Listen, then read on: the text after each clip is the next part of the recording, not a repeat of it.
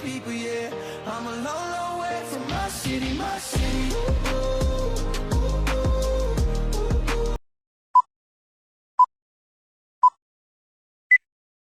Assalamualaikum warahmatullahi wabarakatuh. Perkenalkan, kami dari kelompok 2. Di sini kami akan membahas tentang Plasmodium vivax.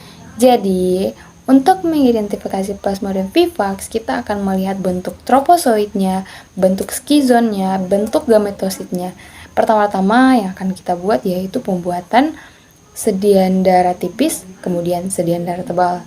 Untuk sedian darah tipis sendiri, saat kita mengidentifikasinya di bawah mikroskop, eritrosit yang terinfeksi akan terlihat lebih besar, kemudian lebih pucat dibanding dengan eritrosit normal. Dan tampak titik Skufner yang besarnya teratur dan menyebar rata di dalam eritrosit.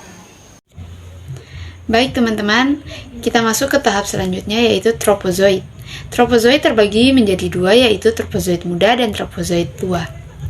Untuk tropozoit muda, ada beberapa bagian, yaitu yang pertama sitoplasma berbentuk cincin berwarna biru dengan inti yang berwarna merah.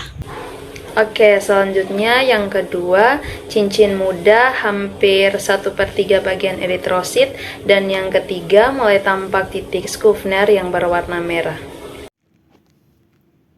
Oke teman-teman, yang kedua adalah tropozoit tua. Nah, tropozoit tua ini dia memiliki beberapa ciri yang membedakannya dengan tropozoit muda. Di antaranya yang pertama yaitu sitoplasmanya itu dia tidak teratur sehingga dia berbentuk seperti cincin amoeboid. Dan yang kedua, untuk eritrositnya itu dia terinfeksi membesar. 3.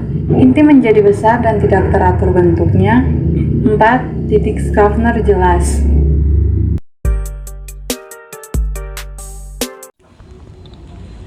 Baik teman-teman, sekarang kita masuk kepada tahap skizon, di mana tahap skizon ini terbagi menjadi dua, yaitu skizon muda dan juga skizon tua.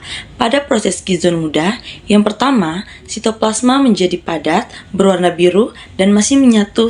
Yang kedua, intinya membelah, membentuk merozoid, dan juga pigmennya tersebar.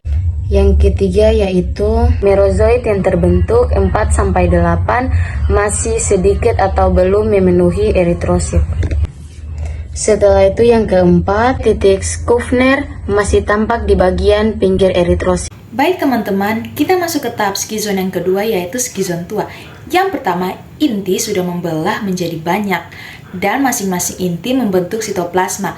Generasi yang baru dibentuk ini disebut sebagai merozoid. Yang kedua, merozoid sudah memenuhi eritrosit, biasanya berjumlah 12-18 merozoid. Yang ketiga, eritrosit membesar.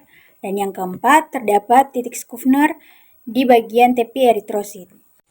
Baik teman-teman, selanjutnya kita masuk kepada tahap yang ketiga yaitu gametosit.